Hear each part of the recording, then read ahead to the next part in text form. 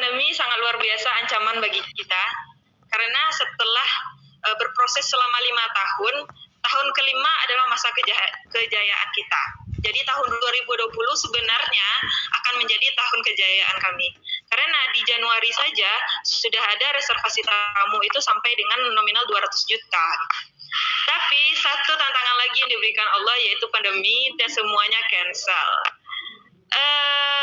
Down pasti iya karena ini akan merubah semuanya konsep juga, karena akan ada masyarakat yang takut juga mendatangkan tamu nantinya. Jadi kita akan perlahan meyakinkan kalau sesuai protokol COVID itu akan bisa, tapi itu akan butuh waktu, apalagi untuk homestay gitu. Bangkit harus kita lakukan karena kita tidak mau terbenam dalam situasi sulit ini. Bagaimana teman-teman bisa mencari celah dari segala tantangan yang dimiliki. Jadi ini merupakan ruang untuk kami bisa melihat apa sih yang bisa kita lakukan. Dan ternyata luar biasa, 3 bulan, 4 bulan, 5 bulan kami mendekam dengan suasana yang sangat ekstrim itu. Jadi teman-teman berpikiran untuk membuat suatu konsep baru gitu. Konsep pariwisata tetapi dengan koperasi syariah pariwisata gitu. Jadi ternyata timbul ide baru loh di ruang yang sedikit itu gitu. Jadi ada teman-teman yang ingin bagaimana akhirnya kita membuat pasar digital ini menjadi sebuah konsep restoran sawah, di mana kita akan hadir setiap hari, kapanpun orang datang kita akan ada, dan akan ada pegawai yang memang berasal dari masyarakat itu sendiri. Dan kita sedang dalam masa negosiasi dengan masyarakat, bagaimana tanah-tanah yang pasif itu bisa kita buat seperti penginapan-penginapan yang unik. Dan saya melihat ketika kita melihat dari sisi pandang yang positif, hal-hal yang terjadi, tantangan yang terjadi, ternyata ini menimbulkan hal-hal, ide-ide baru, inovasi yang mungkin kalau kemarin itu banyak tamu terus-menerus, kita nggak terpikir hal itu gitu. Jadi bangkit setelah pandemi juga kami lakukan hal-hal kecil. Saya pribadi ternyata bisa melihat konsep pical saya tadi itu merubah menjadi bumbu-bumbu picalnya itu menjadi bumbu yang bisa dikemas misalnya. Kan hal kecil yang ada di sekitar kita gitu. Mungkin kemarin saya terlalu lama memikirkan hal-hal yang di luar rumah saya berarti. Jadi itu, dan teman-teman di beberapa destinasi yang ada itu jualan ikan karena dia berada di perairan, dia jualan ikan gitu. Mungkin sebelumnya kalau ada tamu terus dia nggak akan kepikiran itu gitu. Ada yang buat kafe gitu. Pandemi memberikan hikmah yang luar biasa bagi mereka yang memanfaatkan waktu luang itu. Beberapa teman-teman juga ada usaha hidroponik yang ternyata itu memberikan dampak ekonomi yang luar biasa. Mungkin adaptasi baru itu menurut saya bagaimana kita merubah mindset kita, melihat suatu hal yang berdampak tidak hanya bagi diri kita sendiri tapi juga lingkungan sekitar. Banyak teman-teman yang tidak diberikan kesempatan untuk mendapatkan pendidikan luar biasa, apalagi yang kalau tamatan luar negeri gitu. Banyak yang nggak bisa sekolah di luar negeri kan gitu. Jadi mungkin kita hibahkan diri kita untuk memberikan peluang bagi teman-teman yang mungkin mereka bisa berkarya tapi tidak bisa terlalu cemerlang gitu. Kita bantu push mereka, mungkin bantu dipromosi, branding, dan bantu merubah mindset mereka. Jadi bermimpilah dan catat. Jadi saya minta kepada teman-teman khususnya yang 16 sampai 30 tahun ini, apa mimpi-mimpinya dicatat, ditempelkan di dinding kamar, dan usahakan tetap berdoa, diceklis satu persatu mimpinya apa yang sudah tercapai. Mungkin ada menikah juga, mungkin dengan orang seperti apa mungkin kan. Jadi Allah pasti punya rencana yang terbaik dan usaha tak akan mengkhianati hasil. Jadi apa yang kita tanam itulah yang akan kita peroleh. Bahkan mungkin ketika kita mengupayakan sebaik mungkin, itu lebih besar lebih besar realisasinya daripada mimpinya. Banyak hal-hal mengejutkan yang diberikan kepada kita. Okay. Jadi ini ada video yang mungkin banyak sudah melihat video ini, tapi saya sangat tertarik dengan video ini.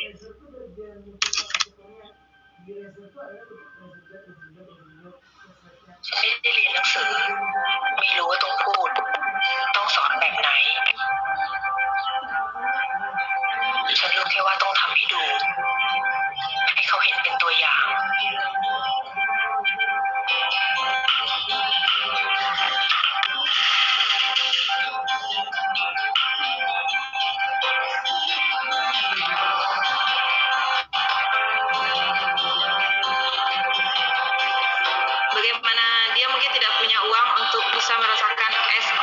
yang dirasakan oleh teman-temannya.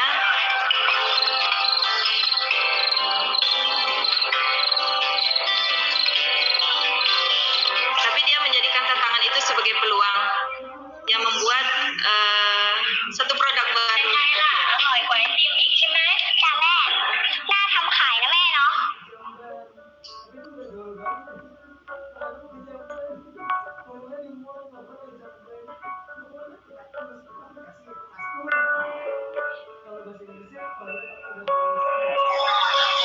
ไอติมสับปะรดนะคะไอติมสับปะรดนะคะไอติมสับปะรดนะคะไอติมสับปะรดนะคะแม่ทำไมไม่มีใครซื้อเลยอ่ะ Pasti ada kegagalan-kegagalan yang งั้น kita เราไปดู temui ที่ต dalam ลาดว่า perjalanan. เขาขายกันยังไง Begitu juga dengan kubu gadang dengan trial and error-nya. ปิ๊กปิ๊กจ้าเอา5 3 Tapi kita harus belajar dan terus belajar. Kadang ketika kita jurusan ekonomi pun realisasinya nggak sama juga dengan apa yang kita pelajari di kuliah. Gitu.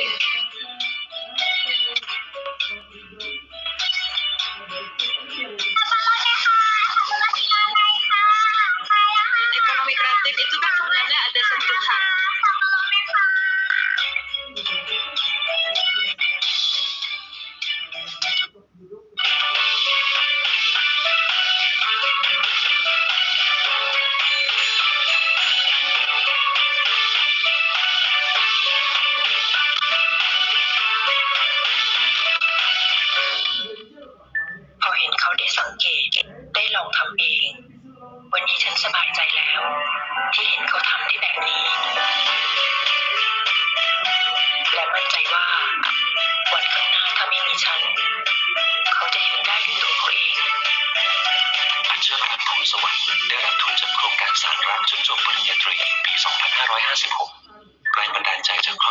Semoga video ini memberikan inspirasi yang luar biasa bagi teman-teman, walaupun pasti sudah banyak yang nonton video ini, tapi saya sendiri sangat excited sekali kalau misalnya semangatnya udah down itu. Dan ini melihat bagaimana teman-teman yang berpendidikan tinggi itu bisa memberikan suatu produk yang luar biasa bagi negara. Mungkin Kak Delva bisa diterima di perusahaan-perusahaan yang luar biasa tinggi di luar sana, yang dia bisa dapatkan tanpa berpikir banyak, itu bisa dapatkan gaji sekian banyaknya, tapi dia mencurahkan pemikirannya itu untuk negaranya. Mungkin itu saja. Sudah terlewatkah waktunya, Pak Yudi? Baik, Uni, nanti kita jawab ya, Uni. Oke, terima kasih banyak. Semoga banyak yang terinspirasi dari kisah kesederhanaan yang dimiliki oleh Kubu Gadang dan melahirkan produk-produk baru di desanya. Terima kasih. Baik, luar biasa, Uni. Luar biasa. Ternyata, mohon maaf, Kubu Gadang kecil, Uni ya. Bahkan tidak ada tempat wisata yang memang menjadi satu tujuan wisata gitu ya, Uni. Ya. Satu pertanyaan saya, Uni, tapi nanti dijawabnya ya. Satu pertanyaan saya, ini bagaimana Uni mengubah mindset masyarakat dari tadinya masyarakat yang saya yakin tidak akan kegambar dia akan seperti itu, bahkan sekarang pun sudah punya mindset bahwa kalau saya bangun rumah mending dibuat homestay daripada dipakai sendiri gitu ya. Ya. Dan tantangannya apa, Uni ya? Nanti dijawabnya pas kita pertanyaan Uni ya. Jadi baik, terima kasih Uni, terima kasih Uni Yunisa, teman-teman sahabat Mora, luar biasa. Ini pemateri saya kedua dari Ranah Minang dari Sumatera Barat. Baik, sahabat Mora semuanya, saya yakin masih stay di tempat, masih ingin mendengarkan pemateri saya ketiga yang tidak kalah menarik tentunya, tapi yang sekarang ini dari Ranah Timur, dari Nusa Tenggara Timur. Dari Nusa Tenggara Timur yang akan saya panggilkan yaitu Om Herman Umbubili. Om Herman. Oh, selamat sore untuk kita semua. Selamat siang Om Billy. Siang. Sudah siap Om ya? Siap. Iya. Tadi dua pemateri menarik, saya yakin yang dari Ranah Timur juga sangat menarik ini Om. Sudah ditunggu-tunggu dan saya sendiri sudah gak sabar ini ingin mendengarkan kisah dari sana ini Om. Baik. Indonesia dari Billy, timur ya. jadi sudah pernah di timur, sudah pernah di Kupang, tugas di Kupang itu kurang lebih setahun. Nah, saya dapat cerita dari ayah saya almarhum itu, saya masih ada darah timur dari UTO. Siap, tetangga. Iya, siap. Lain kali insya Allah saya main ke sana kita ketemu. Iya, siap. Baik, Om Billy, tidak panjang lebar karena teman-teman saya yakin juga sudah penasaran ini dengan materi-materi Om Billy. Waktu saya persilakan Om. Baik, terima kasih rekan moderator. Saya akan coba share screen. Oke, jadi apa yang akan saya sampaikan ini sebetulnya adalah apa yang sudah kami lakukan beberapa tahun terakhir, khususnya dari tahun 2017 kami memulai hingga saat ini. Jadi saya beri judul apa yang akan saya sampaikan ini adalah ekonomi kreatif sebagai industri strategis menuju Indonesia maju 2045 gitu ya.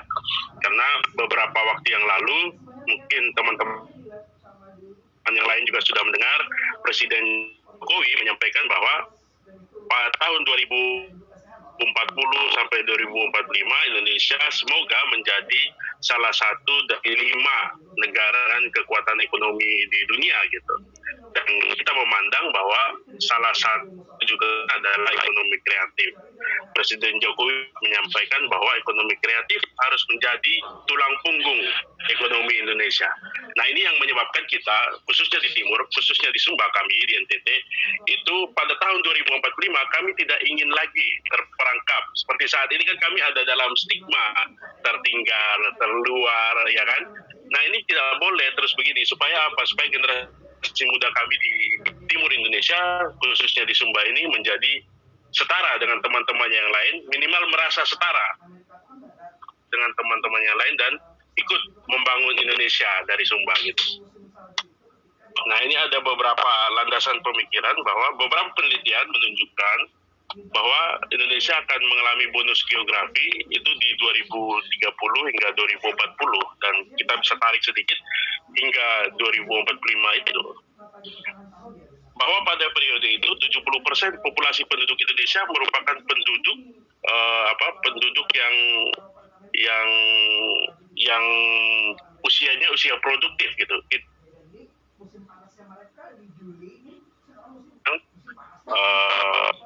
Yang sudah yang bukan angkatan kerja atau angkatan produktif. Nah, ini sebetulnya adalah tantangan. Ini bisa menjadi tantangan, bisa menjadi berkat untuk bangsa Indonesia, tapi bisa juga menjadi musibah gitu. Nah, kalau di Jepang atau Korea atau juga negara-negara yang maju, mereka itu sedang mengalami kebalikannya. Jadi angkatan produktifnya sudah sedikit nanti di 2030-2045 mengalami bonus demografi. Nah, untuk Korea dan bangsa-bangsa lain, mereka itu sebetulnya cocok dengan perkembangan teknologi saat ini, di mana teknologi itu memaksa banyak tenaga kerja manusia itu hilang, digantikan oleh aplikasi, digantikan oleh mesin, digantikan oleh robot gitu. Nah, sedangkan kita Indonesia itu baru akan mengalami bonus demografi di mana banyak sekali manusia jadi yang justru harus bekerja. Nah, ini adalah tantangan. Tantangan ini sebetulnya yang ingin kita yang menjadi landasan berpikir kita bagaimana kita di masa depan, bagaimana Indonesia, bagaimana anak-anak muda Indonesia di masa depan. Dan kami melihat bahwa ekonomi kreatif adalah industri strategis yang harus dikembangkan saat ini, mulai saat ini. Bukan tunggu 2030, tapi kita harus mengembangkannya justru di tahun 2020 hingga di tahun 2030. Ini supaya pada saat kita masuk di 2030, masuk di bonus demografi, kita sudah siap. Nah, ini yang coba kami lakukan mulai dari Sumba, mulai di timur Indonesia. Nah, ini adalah beberapa sektor yang ada di yang sektor ekonomi kreatif, dan saya yakin banyak teman-teman di sini sudah paham, sudah tahu ada aplikasi, ada arsitektur, ada desain produk, ada fashion, ya, ada musik, ada kuliner, ada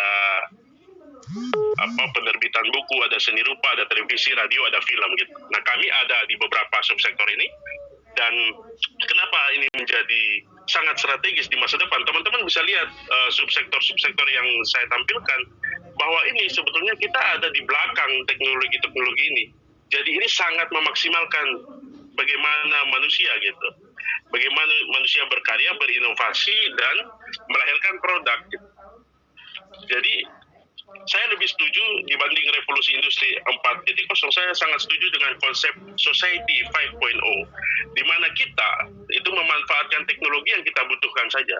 Tidak semua teknologi harus kita pakai, tapi teknologi-teknologi yang membantu kita bekerja, itu yang kita maksimalkan. Karena hari ini teknologi menjadi sesuatu yang murah, semua orang bisa mengakses teknologi, semua kita bahkan dari daerah bisa mengakses teknologi, tapi bagaimana kita mengisinya, konten apa yang mau kita tampilkan. Nah itu ya, sehingga saat ini persaingannya sebetulnya bukan persaingan teknologi lagi kita, tapi kita bersaing bagaimana mengisinya. Misalnya saya beri contoh, pada dulu misalnya beberapa tahun yang lalu, pada saat kita akan melakukan kegiatan live seperti ini, pada saat kita akan melakukan peliputan live, karena kami juga kami sebagai perusahaan media Sumba TV, ya, dulu mungkin kita butuh alat itu sangat banyak hanya untuk sesi live. Hari ini semua bisa melakukan itu. Anda tinggal masuk di salah satu platform IG, misalnya Instagram, Anda melakukan IG live dan Anda melakukan siaran langsung pada saat itu. Artinya alat-alat yang ganti dan satu alat yang namanya handphone itu, nah, dan aplikasi tentunya. Nah inilah perubahan-perubahan yang terjadi. Teknologi sudah tidak bersaing lagi, tapi bagaimana mengisinya. Semua orang bisa punya akun media sosial, semua orang bisa bikin website hari ini, tapi bagaimana, apa isinya? Karena membuat hari ini menjadi gampang, yang susah adalah memelihara,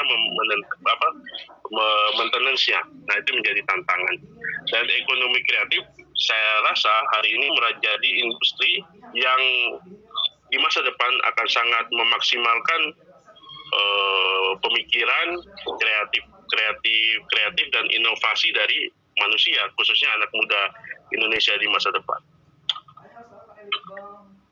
Membangun industri kreatif atau ekonomi kreatif, menurut kami dan apa yang coba kami lakukan itu adalah bagaimana kita membangun sumber daya manusia. Karena seperti saya jelaskan sebelumnya.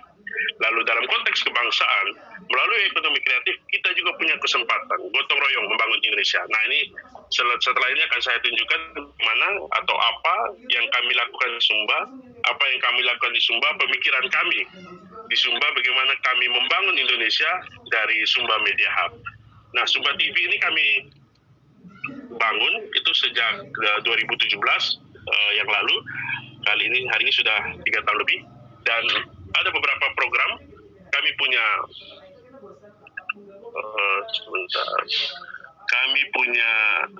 ini salah satu tampilannya. Jadi kami menampilkan berbagai kanal yang tentu ada studi sebelumnya lewat website sumba.tv. Nah kami punya beberapa program acara, nanti akan saya coba share program acara yang kami punya. Kami juga beberapa punya film. Ada 2 program film yang saat ini sudah jalan. Pertama film kampung, kedua film sekolah. Nah, film kampung ini adalah kami coba mendokumentasikan, walaupun belum banyak ya, tapi sifatnya juga masih pilot project, ada beberapa film. Jadi kami sebetulnya sedang mendokumentasikan kampung. Kami bermain syuting bersama orang kampung, artisnya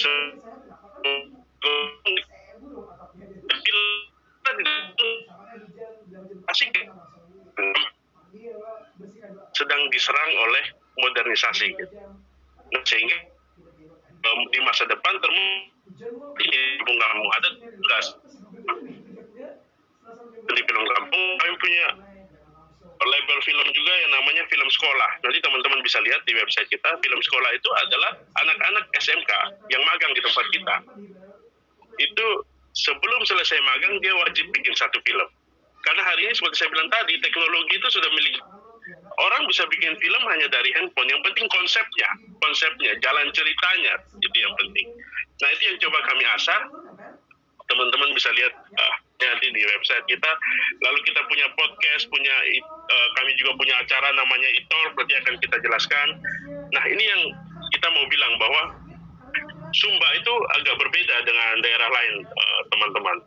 Kalau di daerah lain mungkin punya budaya tulisan atau budaya lisan, kami di Sumba tidak. Kami bukan budaya tulis, kami juga bukan budaya lisan, tapi kami itu sebetulnya sejak zaman nenek moyang kami adalah bangsa atau suku yang budayanya adalah budaya visual.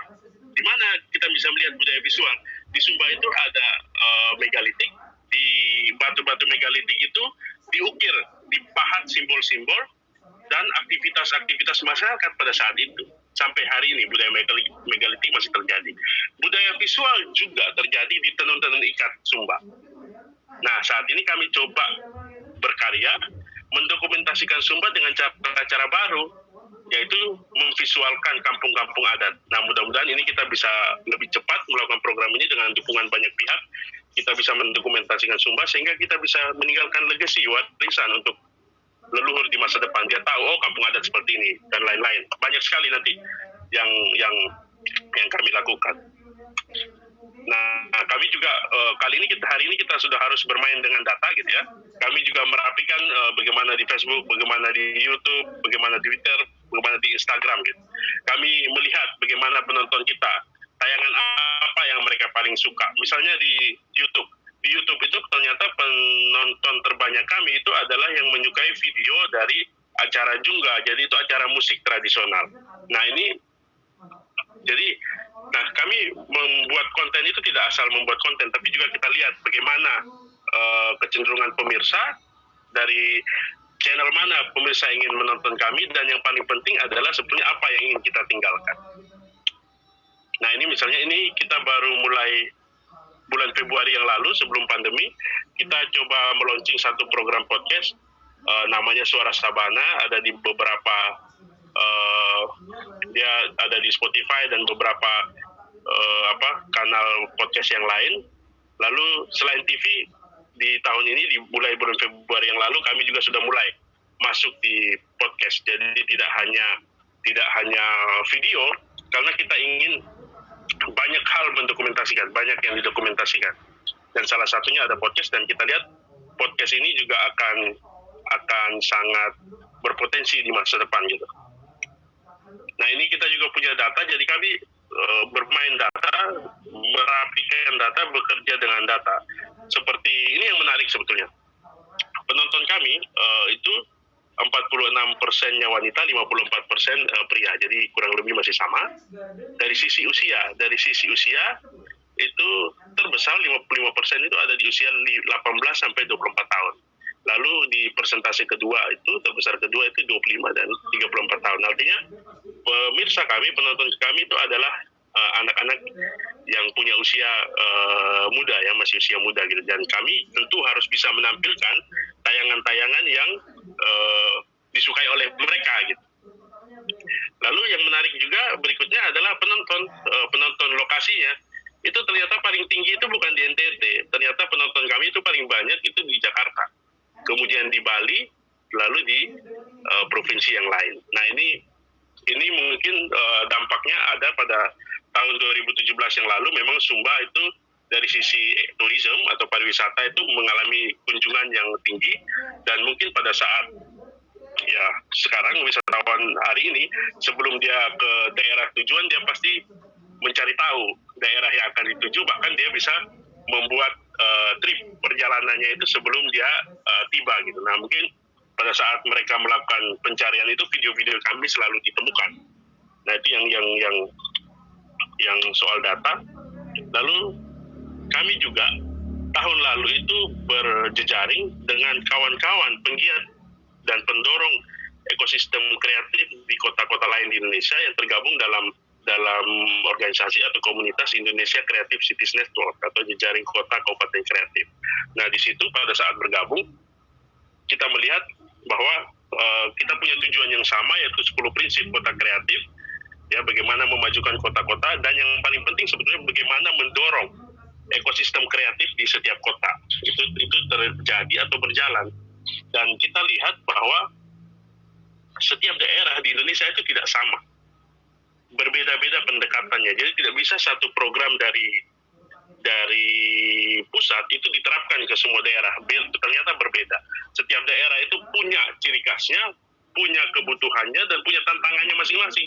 Nah ini sebetulnya yang harus diakomodir. Jadi benar kita harus membangun itu dari pinggir, tidak lagi terpusat gitu. Karena kita punya pola pembangunan yang berbeda-beda. Nanti selanjutnya akan saya jelaskan bagaimana strategi kita di Sumba, di NTT. Ini LCCN, kegiatan besarnya terakhir itu adalah Indonesia Creative City Festival di Ternate. Jadi itu adalah festival aircraft terbesar di Indonesia. Penggiat aircraft terbesar di Indonesia terakhir di Ternate pada tahun 2011. 2020 ini seharusnya di Bali, tetapi karena COVID mungkin akan ada penundaan atau dalam konsep yang berbeda. Nah, jadi di ajang ICCF inilah sebetulnya jejaring-jejaring atau pendorong ekonomi kreatif dari setiap kota di seluruh Indonesia itu akan berkumpul lalu mempresentasikan apa yang sudah dilakukan di daerah, kemajuannya seperti apa, tantangannya apa, lalu itu akan dibicarakan kembali. Lalu di festival ini juga ada forum antar kepala daerah, jadi antar kepala daerah juga saling berkomunikasi. Nah ini yang membuat sebetulnya kita penggiat ekonomi kreatif di daerah semangat. Supaya apa? Supaya kita bisa pada saat ada festival-festival seperti ini kita bisa bertukar pikiran, lalu melakukan kerjasama gitu. Seperti kami di Sumba, produk unggulannya apa? Tenun ikat. Ini kan harus diketemukan dengan desainer. Desainernya di mana? Dari kota Bandung gitu misalnya. Nah ini kan harus dicocokkan. Tidak bisa kita bergerak sendiri. Kita harus gotong royong untuk membangun ekonomi kreatif. Karena ekonomi kreatif ini pada dasarnya, apalagi di NTT, itu kan bergerak dari rumah-rumah rakyat, dari kampung-kampung adat. Tenun-tenun ikat ada di mana? Mereka tenun di rumah-rumahnya. Jadi produk-produk anyaman-anyaman itu juga mereka tenun di rumahnya masing-masing. Jadi ini ini adalah produk-produk yang lahir di rumah-rumah rakyat. Sebagian besar penduduk kami itu adalah masyarakat petani yang sebetulnya hanya bekerja dalam setahun itu 3-5 bulan saja. Selebihnya mereka tidak punya pekerjaan. Dan kita seharusnya ekonomi kreatif menjadi peluang untuk mereka bisa beraktivitas di luar bertani itu, untuk memperkuat ekonomi mereka gitu. Nah itu yang kita pilih.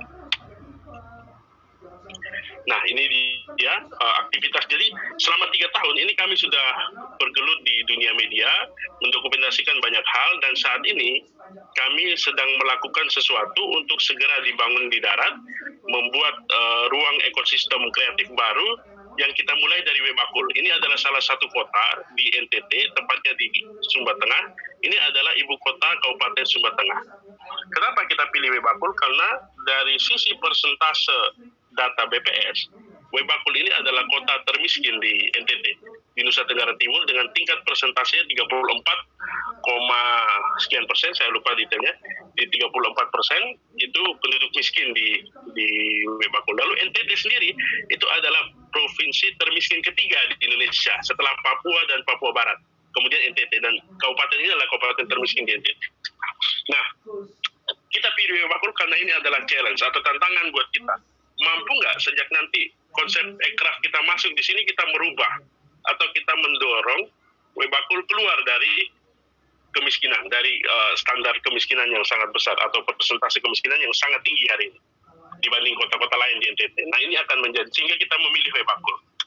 Nah langkah awal adalah kami membentuk forum Webakul City Creative Forum, atau kita kasih nama WCCF, yang di dalamnya itu bersinergi 5 komponen utama penggerak ekonomi kreatif. 1, pemerintah, 2, akademisi, 3, komunitas kreatif, 4, dunia usaha atau bisnis, dan 5 itu media.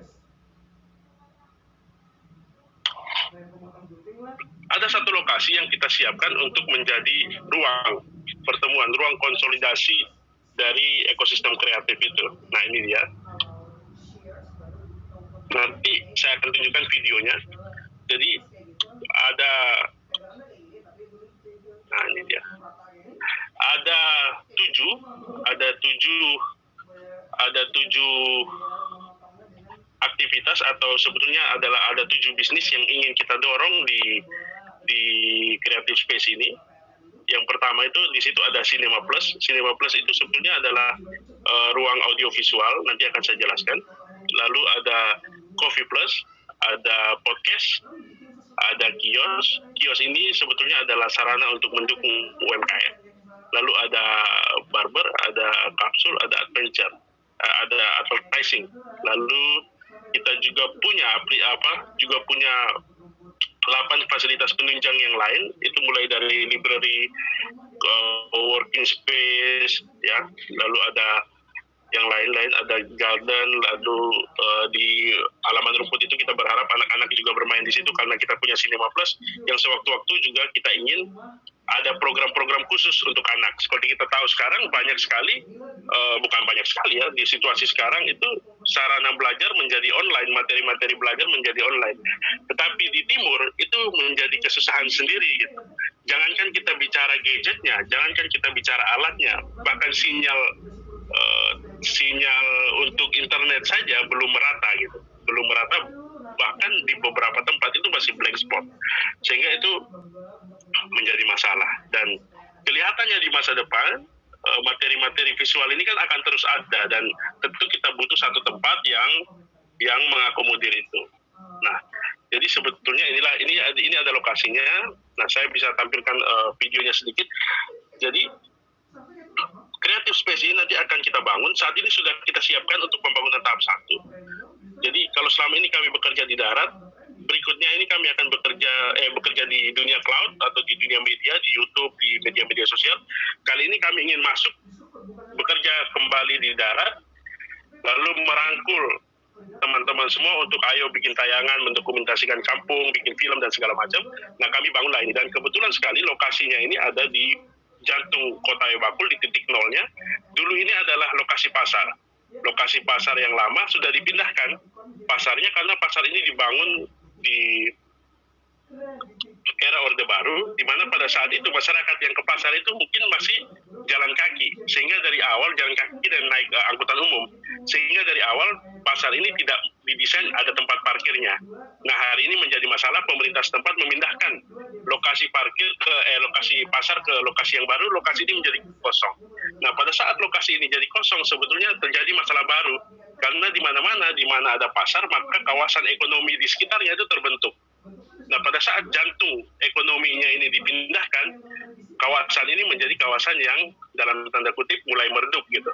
Nah, kita coba, kalau dulu ini adalah pusat ekonomi rakyat yaitu pasar, hari ini kita ingin menjadikannya sebagai pusat ekonomi kreatif. Dan kebetulan sekali karena ini di Sumba Tengah, pariwisata Sumba itu kan dari timur ke barat. Ada 2 airport di Sumba Barat Daya dan di Sumba Timur. Orang bisa datang di Sumba Barat Daya kemudian pulang di Sumba Timur, atau orang datang di Sumba Timur kemudian pulang di Sumba Barat Daya. Nah, itu pasti terjadi karena beda sajiannya. Kalau kamu mau cari tenun ikat yang klasik dan bagus, itu ada di Sumba Timur. Tetapi kalau mau cari kampung-kampung yang legendaris ya, atau yang hari ini ada banyak di internet yang orang kunjungi, ada Danau Wekuri dan segala macam, itu orang harus ke Sumba Barat Daya. Jadi pada saat wisatawan ke Sumba itu dia harus explore pulaunya, dan beruntung sekali lokasi kita ini ada di Sumba Tengah, ada di tengah. Jadi terserah kita mau bilang, jadi terserah tamu itu mau tinggal di Wengapu, di Sumba Timur, atau dia tinggal di Sumba Barat, di Sumba Barat Daya. Yang penting pada saat dia makan siang dan minum kopi sekaligus beli souvenirnya itu di tempat kita. Nah, itu yang ingin kita ajak kepada wisatawan, kepada orang-orang yang datang ke Sumba. Nanti yang mengisinya di dalam adalah teman-teman komunitas kreatif, teman-teman penggiat kreatif. Nah, saya tunjukkan dulu videonya, nanti akan saya lanjutkan lagi.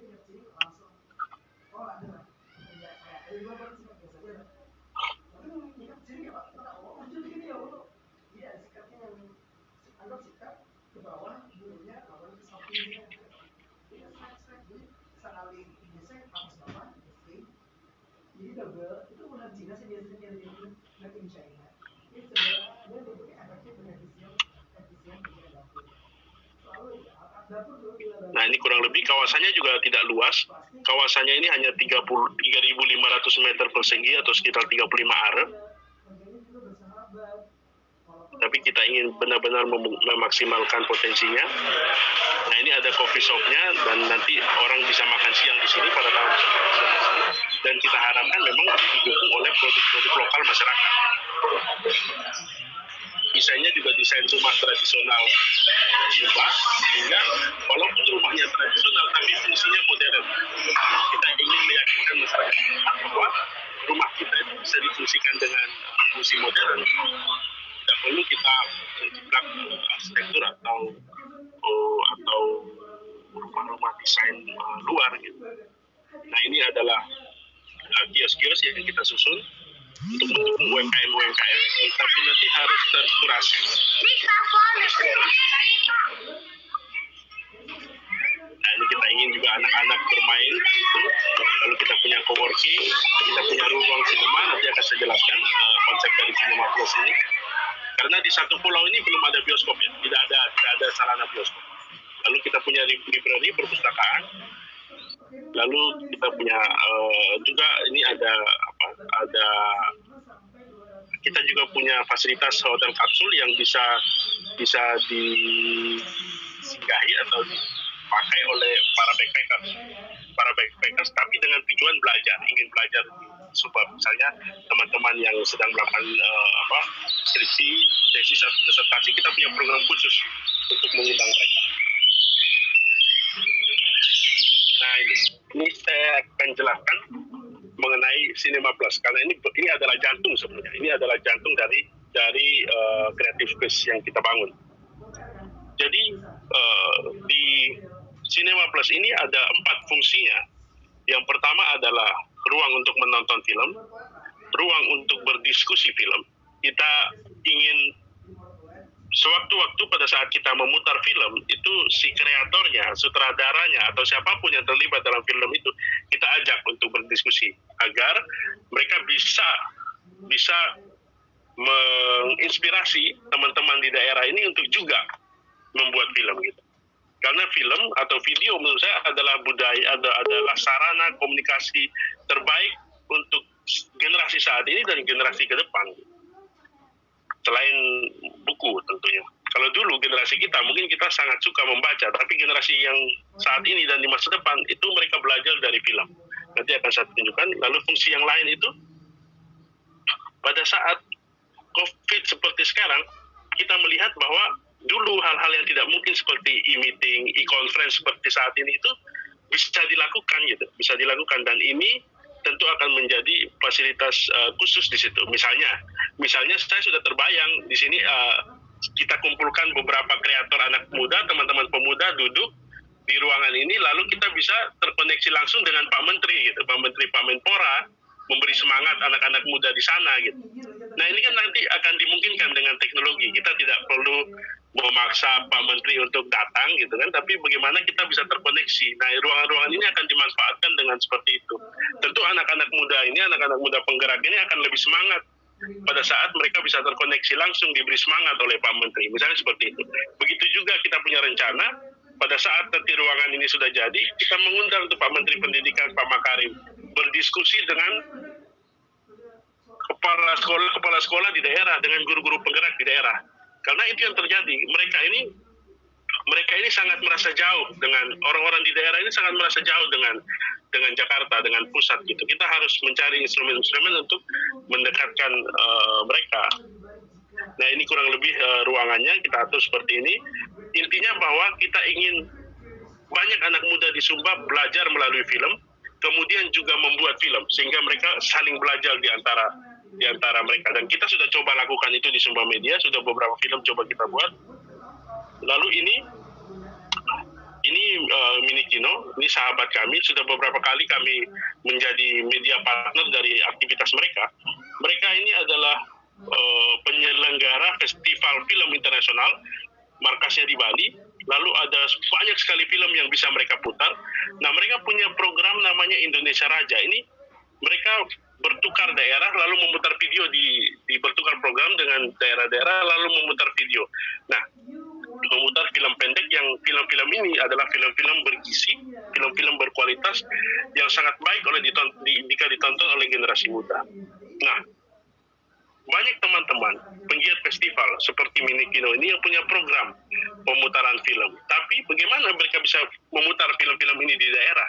Kita harus siapkan sarananya. Nah, itu yang ingin kami lakukan. Nanti kami akan bekerja sama dengan tidak hanya Mini Kino, tapi ada juga Jerman Film Festival, ada Prancis Film Festival. Kami ingin film-film mereka ditonton di ruang kami, di Space, di Cinema Plus, tapi kita juga ingin film-film kita juga masuk di program mereka. Jadi kita bertukar program, sehingga anak-anak daerah ini, walaupun di daerah, tapi mereka mampu melahirkan konten-konten kelas dunia bahkan, gitu ya. Nah, ini adalah salah satu film yang kita buat. Film ini film pendek sekali, cuma 3 menit, tapi kita ingin menunjukkan bahwa film 3 menit ini punya kelasnya sendiri, punya pemirsanya sendiri, dan yang paling penting adalah siapapun bisa membuat film, yang penting punya konsep. Nah, ini adalah salah satu film. Nanti teman-teman bisa nonton di website kita, ada di sumba.tv. Bagaimana film-film seperti ini nanti yang akan banyak kita buat. Ini. Nah, saya ingin cerita kenapa kita memilih film gitu ya di semua media, karena kita melihat sekarang bagaimana orang atau anak-anak muda saat ini itu belajar itu melalui film di salah satu platform film misalnya.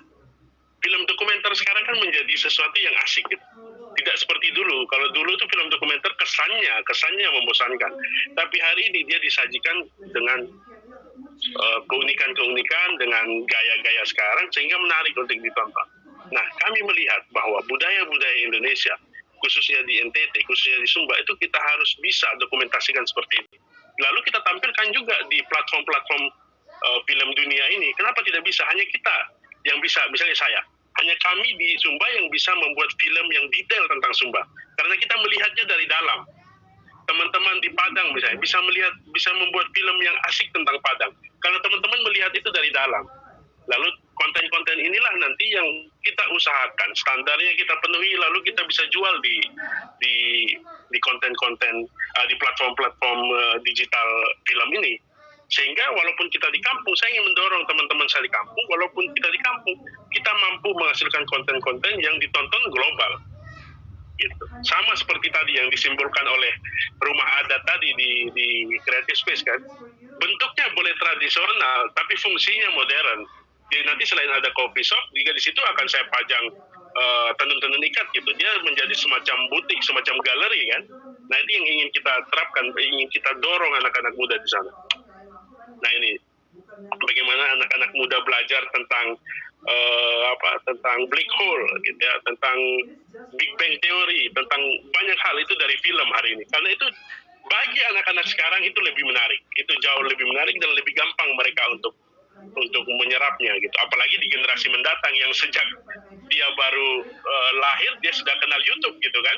Anak-anak yang sudah remaja saja baru kenal YouTube gitu, belajarnya dengan cara visual, karena generasi ke depan ini generasi visual.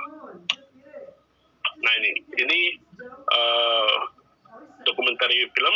Bagaimana kita melihat tadi, seperti saya ceritakan, bagaimana kita melihat kekuatan dari film dokumenter. Dan kita juga punya program yang saat ini sudah jalan. Itu kita punya program Arsitektur Journey, kita punya program Sumba Culture Trip, kita punya program Sumba Wonderful, kita punya film kampung, film sekolah seperti saya jelaskan tadi. Nah, ini saya akan coba putar beberapa video sehingga teman-teman akan bisa melihat ciri khas tayangan yang kami garap selama ini.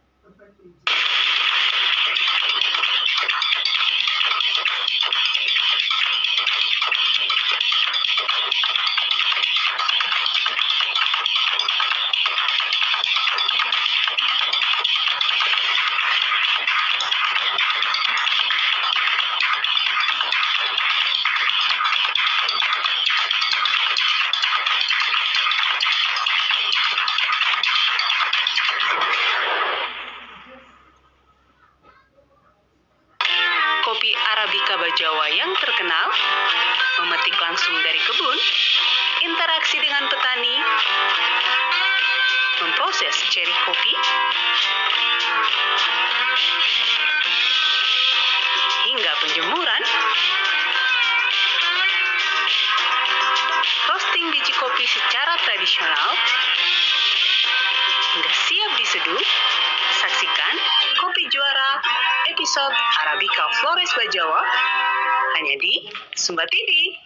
Jadi itu teman-teman, kita melihat bahwa kekuatan visual. Tadi dengan 4 video, saya sudah ajak teman-teman 3 video pertama, saya ajak teman-teman melihat Sumba, lalu video yang terakhir saya mengajak teman-teman ke Bajawa, ke Flores, gitu ya. Bagaimana mereka punya kualitas kopi. Jadi pada akhirnya Sumba TV ini berkembang tidak hanya konten-konten lokal Sumba, tetapi kita akhirnya jadi kontennya juga kemana-mana gitu. Tapi memang karena namanya Sumba TV, tentu Timur Indonesia, khususnya NTT dan Sumba itu menjadi lebih dominan. Tapi kita ingin juga mendokumentasikan budaya-budaya lain. Mungkin sekali-sekali kami bisa ke Padang gitu ya. Ke Padang kita mendokumentasikan, karena anak-anak di Sumba itu tidak hanya harus belajar tentang budayanya sendiri, dia juga harus belajar dengan saudarinya di Padang, belajar dengan temannya di Maluku dan lain sebagainya. Itu yang coba kita lakukan. Lalu saya ingin mendorong teman-teman di daerah untuk juga membuat kanal-kanal visual seperti ini, karena generasi ke depan kita itu generasi visual, sehingga kita punya dokumentasi yang baik sejak dini gitu. Karena sebenarnya kita juga berlomba dengan waktu, karena orang-orang tua kita yang saat ini masih hidup di kampung berbudaya ini kan terus tergusur. Takutnya kita terlambat untuk mendokumentasikan banyak hal ini. Nah, itu yang coba kita lakukan dan juga kita dorong. Nah, kita juga pada saat melahirkan program-program acara itu kita juga punya riset. Misalnya ini salah satu serial TV saya sebut aja mereknya, di Apple TV misalnya, ada serial TV namanya Home. Nah, dia mengulas bagaimana rumah-rumah dengan kenyamanan sendiri dengan desain khusus ini dibangun. Dia membuat ini di 2020. Kami sejak 2017 bahkan sudah punya program arsitektur journey gitu. Arsitektur journey. Nah, ini lagi salah satu program.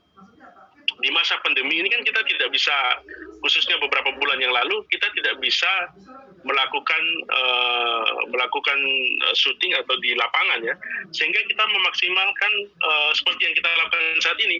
Jadi kami keluarkan satu program yang namanya e-talk Suara Sabana, yang episode pertamanya itu saya mengangkat keempat sahabat saya ini. Mereka adalah penggerak aktivis-aktivis sosial yang begitu masa pandemi mereka langsung bergerak membantu masyarakat, memberikan edukasi, membagikan masker dan lain-lain. Nah, saya coba angkat mereka. Ini ada 4 sahabat saya ini, dan artinya apa? Artinya pada saat masa pandemi kita tidak boleh berhenti berkreatif, tidak perlu berhenti berkreasi, karena akan ada dukungan yang lain gitu. Dulunya ini adalah program sebetulnya hanya program sementara gitu ya pada saat pandemi, tapi karena antusias masyarakat cukup tinggi, pemirsa cukup tinggi, akhirnya kita menjadikan ini sebagai program reguler juga gitu. Nah, ini jadi sebetulnya program tadi tidak lahir begitu saja, tapi kita juga melihat program-program serupa di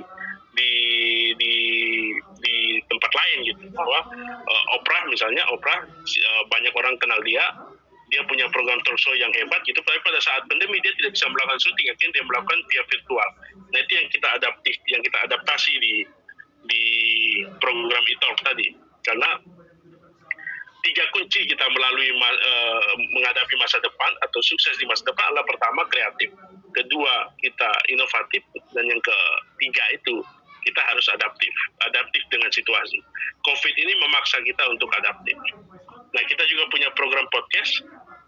Di program podcast ini ada 4 episode perdana yang saya tampilkan. Ada 4, betul ada 4. Ini misalnya Rudi Samapati.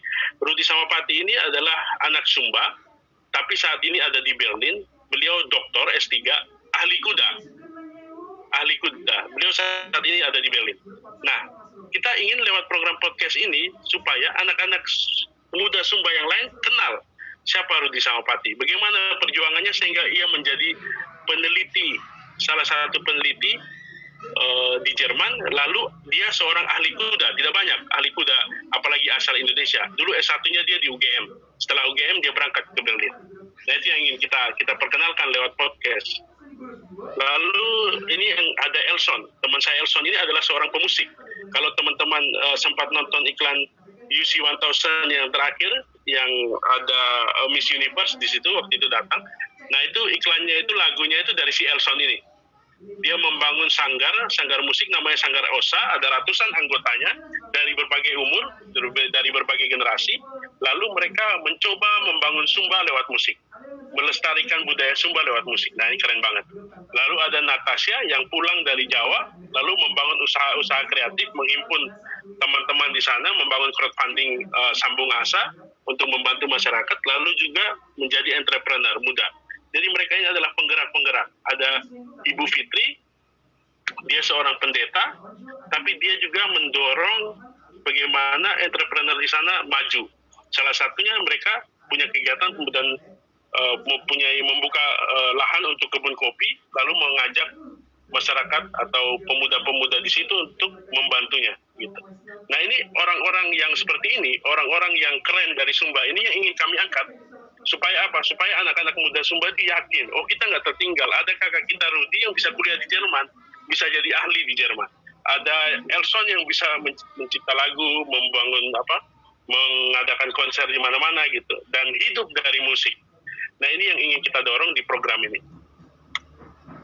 Nah, ini tadi, jadi tadi memang program-program tadi itu akan sukses dan akan lebih cepat kalau kita punya ruang bertemu di darat.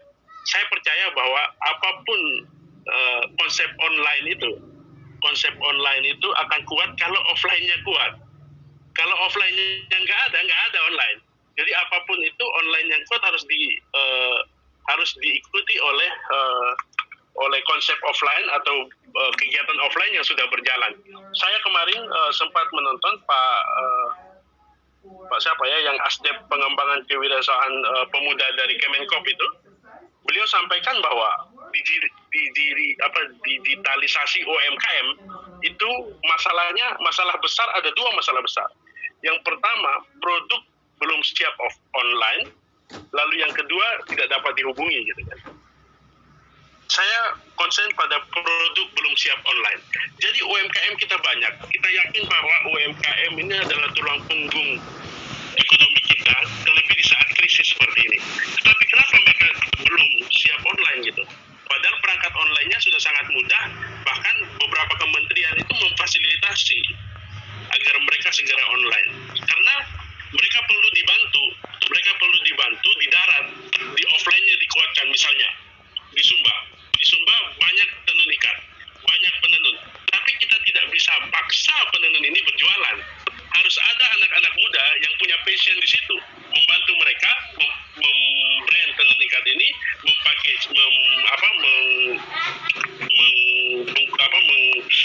memvisualisasikannya, membuat materi-materinya, kemudian menjualnya melalui dunia online gitu. Nah, ini harus ada bantuan. Begitu juga teman-teman kita yang bergerak di bidang-bidang yang lain. Kita harus melahirkan anak-anak muda atau mengkonsolidasikan teman-teman muda ini yang passionnya di situ, yang membantu para UMKM tadi sehingga produk mereka siap untuk go digital. Karena penenun yang dia tahu adalah menenun. Pada saat diberi pelatihan berdagang, dia bukan passionnya menenun gitu. Nah, itu yang ingin kita lahirkan di sini. Kita ingin lahirkan kader-kader muda yang membantu melihat gap itu dan membantu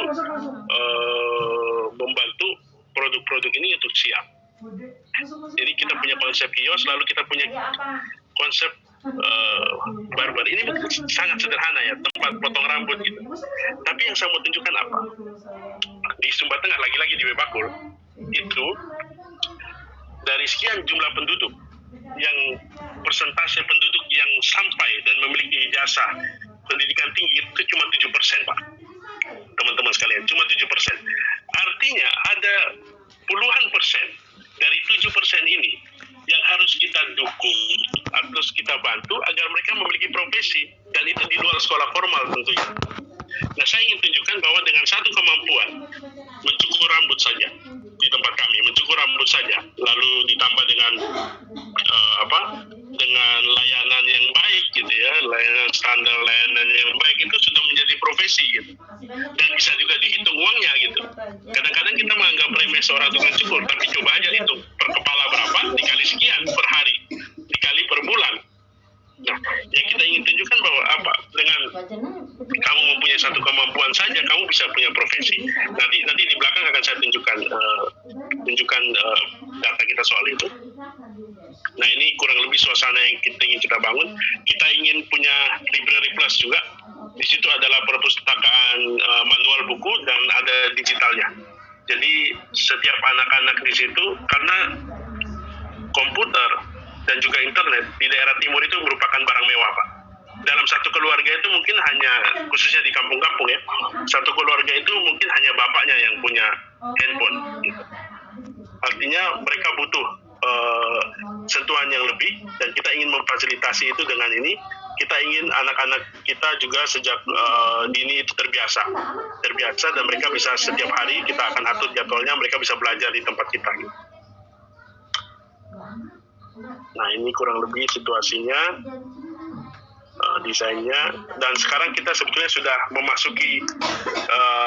akan memasuki pembangunan tahap 1. Memang kita terkendala sedikit karena COVID kemarin, dan saya ingin memulai aktivitas ekonomi kreatif di Bebakul ini dengan benar, dan kita mulainya di forum tanggal 13 Februari yang lalu sebelum COVID.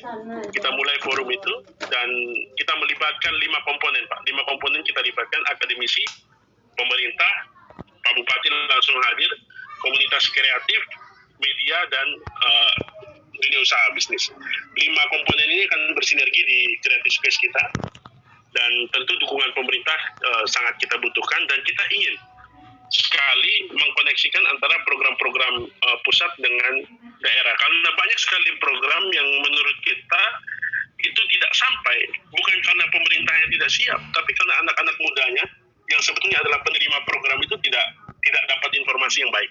Nah, kita ingin lakukan itu, dan kita ingin bersinergi sejak awal dengan 5 komponen.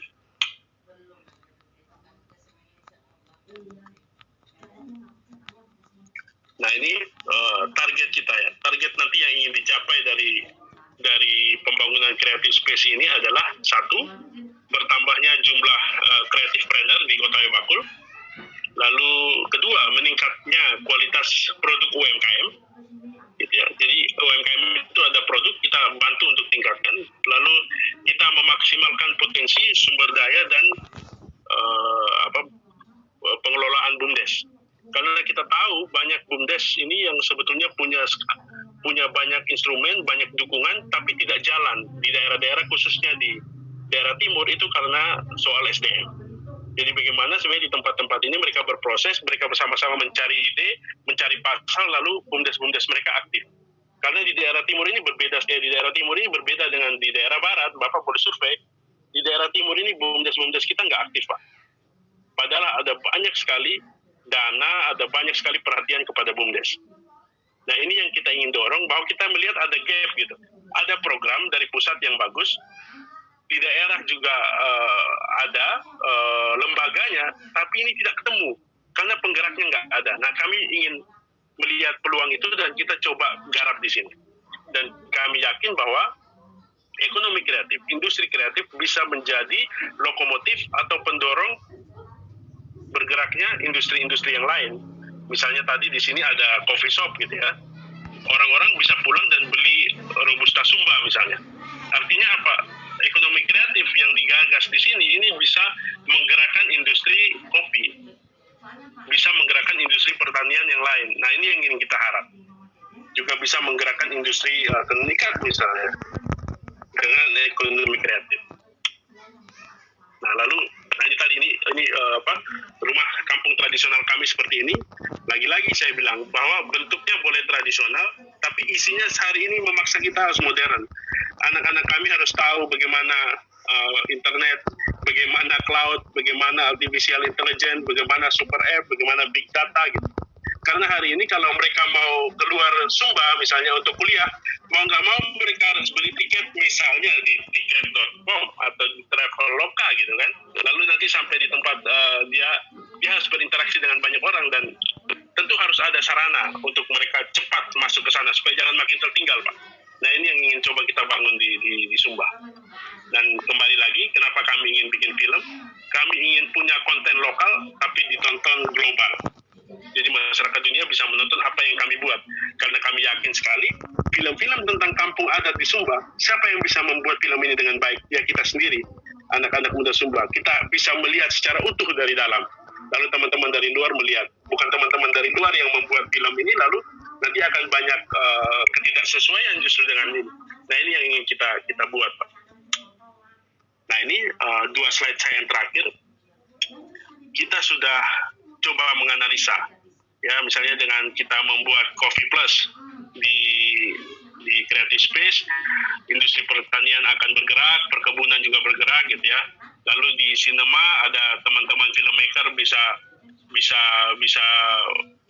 berkarya, karyanya bisa diputar gitu, mendapat royalti.